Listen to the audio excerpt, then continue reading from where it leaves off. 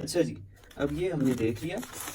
अब इसके बाद आउटलाइन में हमारे पास थी जी दूसरी हमारी हेडिंग जो जिससे हम दूसरा पैराग्राफ बनाएंगे। अच्छा, एक चीज़ आपको ये भी पता होनी चाहिए कि जिस वक्त आप ऐसे लिखते हैं तो आप ये हेडिंग्स यहाँ पे नहीं लिखते, आप सिर्फ पैराग्राफ टू पैराग्राफ बस लिखते जाते हैं। ठीक है, पैराग्राफ इसका लिखेंगे, फिर इसका लिखेंगे, इसका लिखेंगे, इसका। So you move paragraph to paragraph, you don't need to write headings in your essay. Okay. अच्छा, अब हमने क्या करना है जी, what is meant by economic prosperity. ये जो आपको मैंने बताया भी था, फिर बता देता हूँ क्या होता है जी। ऐसे में होता है इंट्रो, बॉडी और कंक्लूजन। बॉडी में होते हैं जी फिर 3 पार्ट्स। नेक, मेन बॉडी जहाँ पे आप आर्ग्यूमेंटेशन करते हो, और सजेशन वाला पार्ट। ठीक है, नेक पार्ट क्या होता है?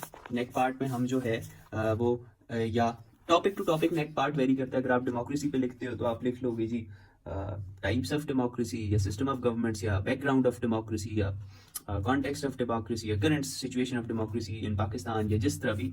अगर करप्शन पे लिख लो तो टाइप्स ऑफ करप्शन या सिनेरियो ऑफ करप्शन। इस तरह क्लाइमेट चेंज पे लिख रहे हो तो what is climate change, unboxing the term climate change. So यहाँ पे आप उस टॉपिक को एक्सप्लेन करते हो, उसके बारे में उसकी या डेफिनेशन बता देते हो, या उसकी टाइप्स बता देते हो। ठीक है, ये कोई इस तरह की चीज जो उस टॉपिक से रिलेटेड एग्जामिनर जानना चाहे। ठीक है, ये आप तब भी लिखते हो कि आपने वो जो 2-2,500 वर्ड्स भी अपने पूरे करने होते हैं। ठीक है, और आप एकदम ये नहीं है कि अपनी बस वो मेन बातें शुरू कर देते हो। ठीक है, सो उससे पहले एक पार्ट आप लिखते हो जो हमने यहाँ पे लिखा।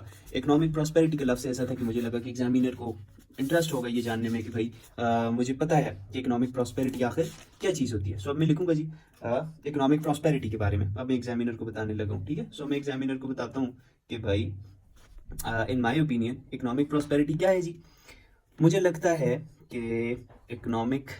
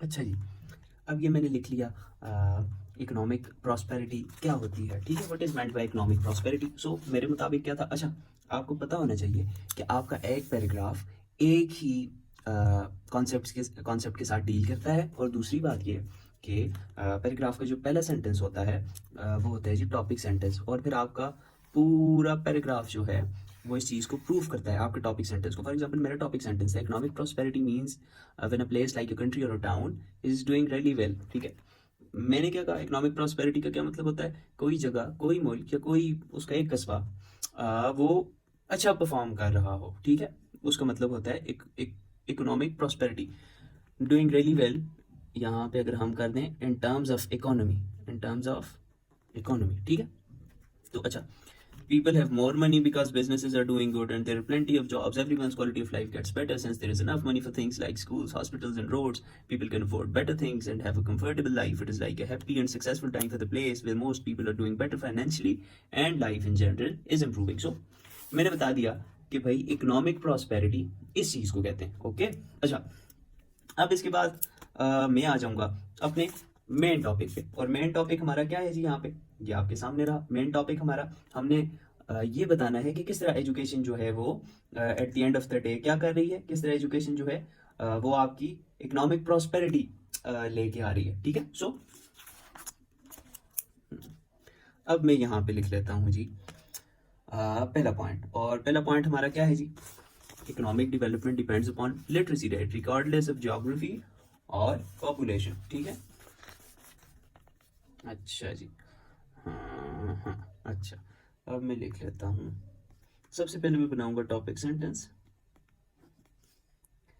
The literacy rate of a country क्या करता है जी, is a significant predictor of its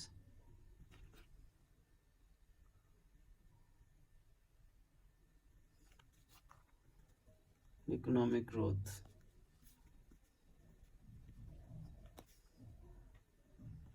Not its geography और population, ठीक है। अब ये मैंने एक टॉपिक सेंटेंस लिख दिया, ठीक है। Economic development depends upon literacy rate regardless of geography और पॉपुलेशन, ठीक है जी।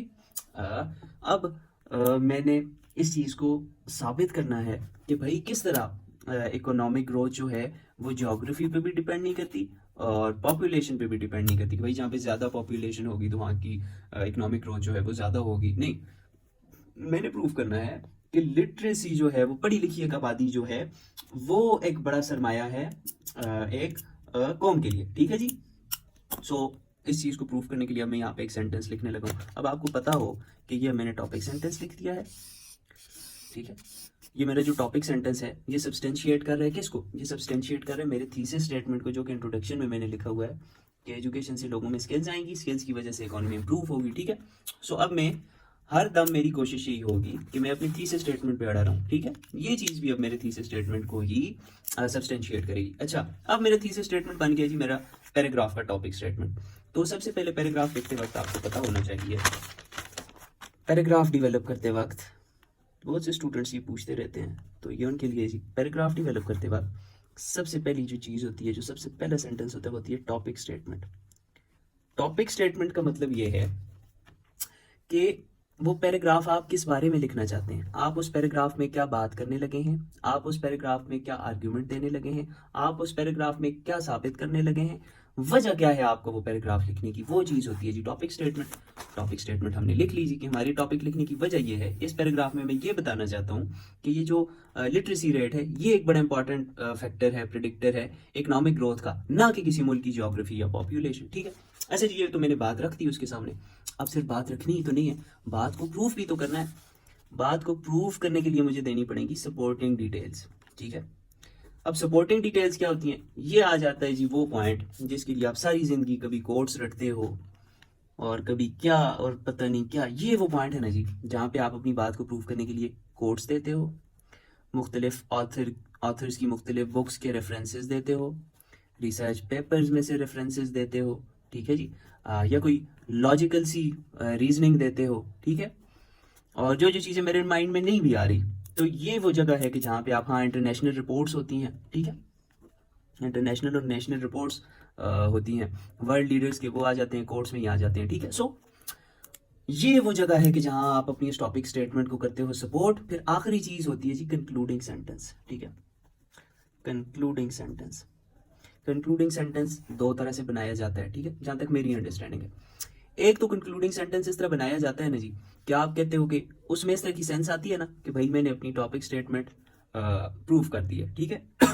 और टॉपिक स्टेटमेंट प्रूव करने का मतलब ये है कि इवेंचुअली मैंने अपनी थीसिस स्टेटमेंट प्रूव कर दी है। ये तो एक तरीका है।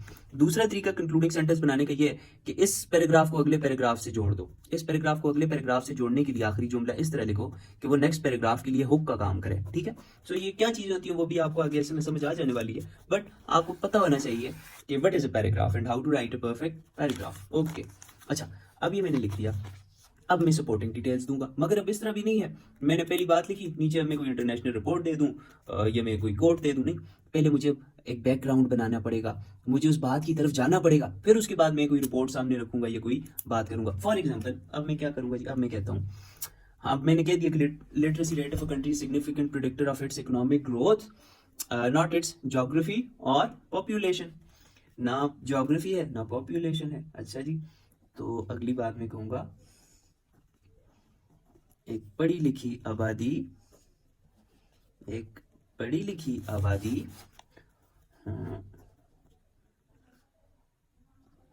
possesses the skills, एक पढ़ी लिखी की आबादी के पास क्या होती हैं, ऐसी स्किल्स और इल्म होता है, skills and knowledge necessary to contribute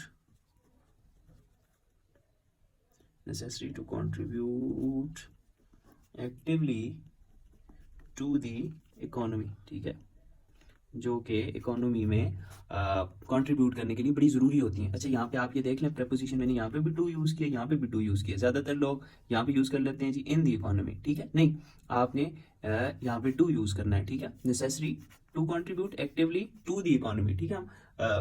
contribute है ना, तो कंट्रीब्यूट टू होता है हमेशा, ठीक है। अच्छा, अब मैंने ये बात तो कर दी कि पॉपुलेशन का ज़्यादा होना किसी भी कौम के लिए एक बड़ा सरमाया नहीं है। पॉपुलेशन का पढ़ा लिखा होना एक कौम के लिए बड़ा सरमाया है, जिसकी वजह से उसकी इकोनॉमी जो है वो इम्प्रूव करने के चांसेस बढ़ जाते हैं, ठीक है।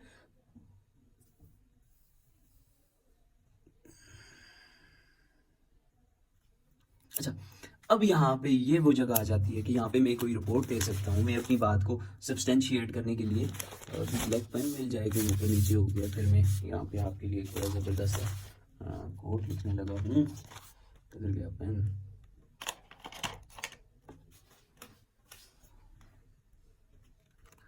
हम आवाज़ आएंगे